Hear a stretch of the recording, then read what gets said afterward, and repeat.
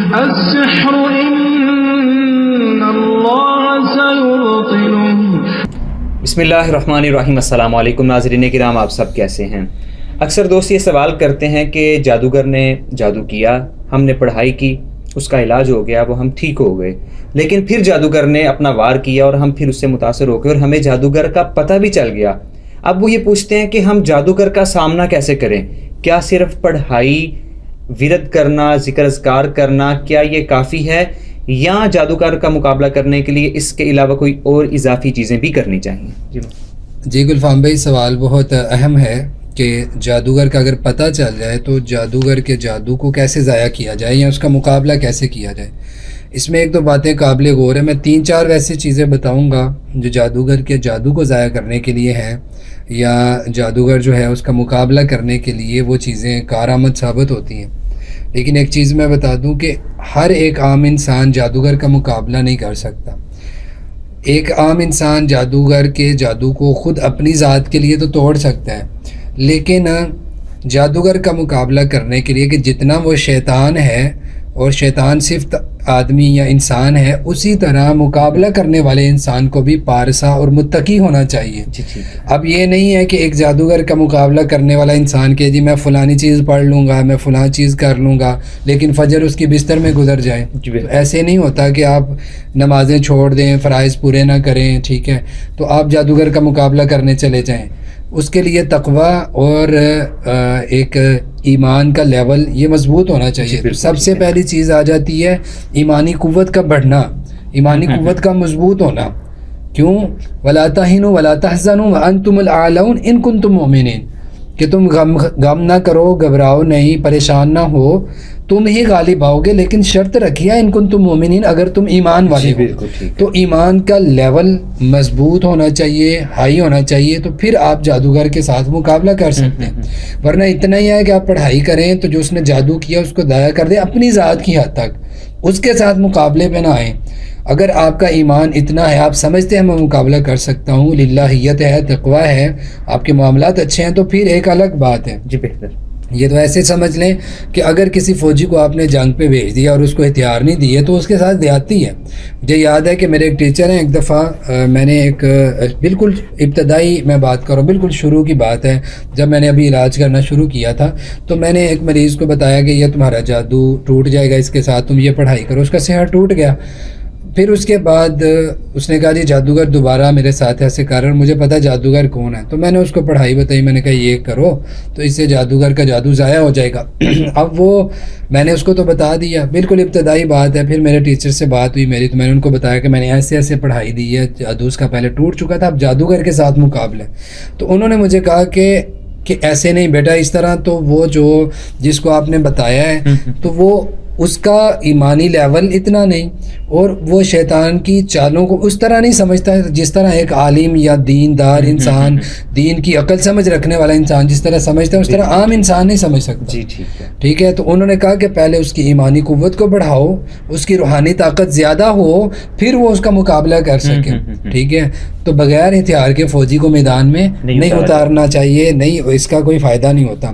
تو یہ اللہ تعالیٰ کا وعدہ ہے. ویسے قرآن مجید میں اللہ تعالیٰ نے فرمایا وَلَا يُفْلِحُ السَّاحِرُونَ، ساحر جو ہیں، وہ جادوگر جو ہیں، یہ کبھی بھی فلاح نہیں پا سکتے.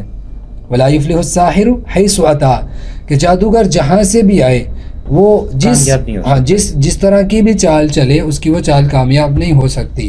لیکن بات وہی آ جاتی ہے کہ چال چلنے والا آگے بندہ جس کے ساتھ چال چلی جا رہی ہے وہ بھی تو عقل رکھنے والا ہونا، کہ جو چال کھیلی جا رہی ہے اس سے بچنا کیسے ہے. میں نے اس میں آپ کی بات سے میں سوال پوچھنا چاہتا ہوں کہ جس پہ جادو ہے وہ پڑھائی کرتا ہے تو یہ اس کی ذات کے ساتھ منسلک ہے، ٹھیک ہے. اب وہ ٹھیک ہو جاتا ہے تو جادوگر کو نقصان دینے کے لیے، اس کا جادو اس پہ لوٹانے کے لیے کوئی اور پڑھائی ہوتی ہے؟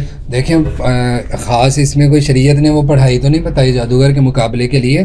میں بتانا یہ چاہ رہا ہوں کہ جادوگر غلیظ حرکتیں کرتا ہے، گندی حرکتیں کرتا ہے، شیطان کو خوش کرتا ہے، تو وہ اس کے ساتھ قوت لے رہا ہے. اب اس باطل قوت کو ختم کرنے کے لیے ایمانی قوت چاہیے. تو وہ ایمانی قوت کوئی آسمان سے نہیں اترے گی, وہ اعمال ہیں جو نبی صلی اللہ علیہ وسلم نے بتائے ہیں, وہ اعمال کرنے سے ہماری ایمانی قوت بڑھ جائے گی. ٹھیک ہے, تو یہ بتانا مقصد ہے کہ سب سے پہلی بات ایمانی قوت. دوسرے نمبر پہ چیز آ جاتی ہے کہ آپ روحانی طور پہ اپنے آپ کو مضبوط کریں. روحانی طور پہ مضبوط کیسے کریں گے؟ اس میں آپ کی نمازیں آ گئی, آپ کے جو فرائض ہیں یعنی ان کو آپ پورا کریں, صدقہ کا اہتمام کریں, گناہوں سے اجتناب کریں. جیسے آپ گناہوں کو چھوڑیں گے, ظاہری بات ہے ان کے اجتناب کرنے کی وجہ سے آپ کا ایمان کا لیول اوپر آئے گا, آپ کی روحانی طاقت بڑھے گی. ٹھیک ہے, تو اپنے گناہوں سے اجتناب, نمازوں کی پابندی.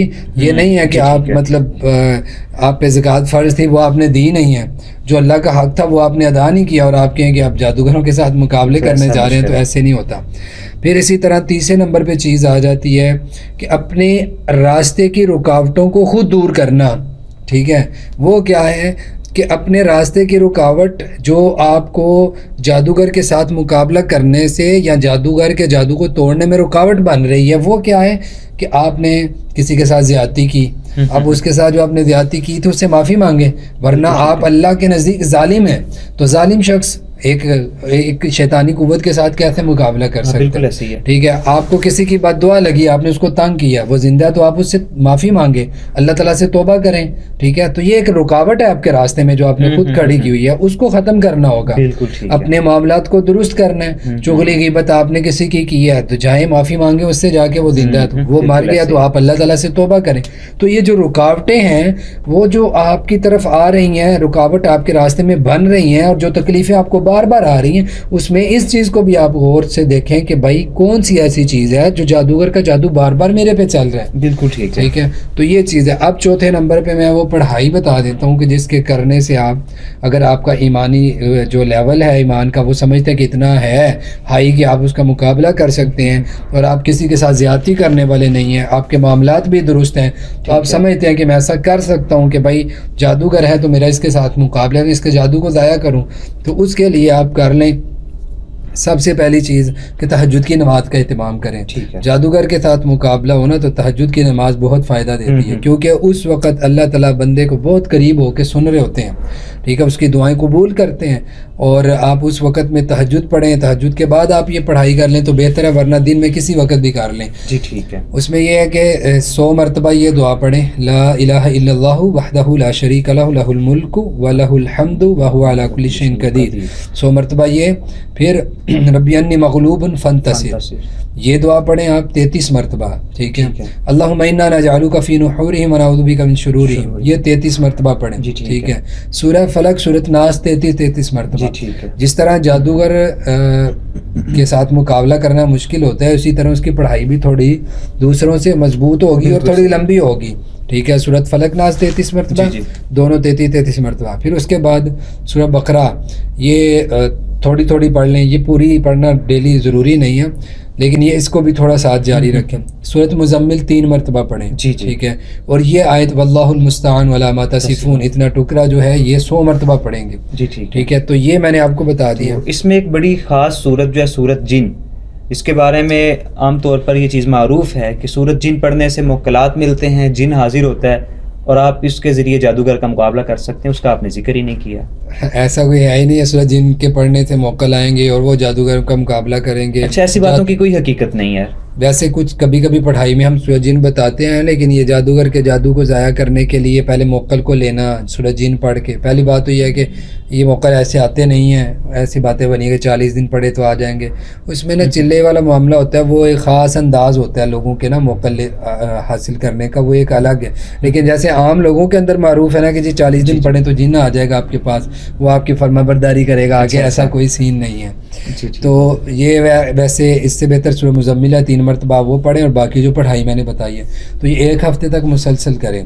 ٹھیک ہے. پھر آہستہ آہستہ 1-2 دن کے بعد اپنی اس پڑھائی کو کم کرتے کرتے 7 پہ لے آئیں. جی ٹھیک ہو گیا. تو یہ جادوگر کے مقابلے کے لیے بہتر ہے, لیکن اس سے پہلے وہ 3 چیزیں جو میں نے بتائی وہ قابل غور ہیں, ان کو زیادہ جو ہے نا وہ حیثیت دینی چاہیے. جی بہت شکریہ حافظ صاحب.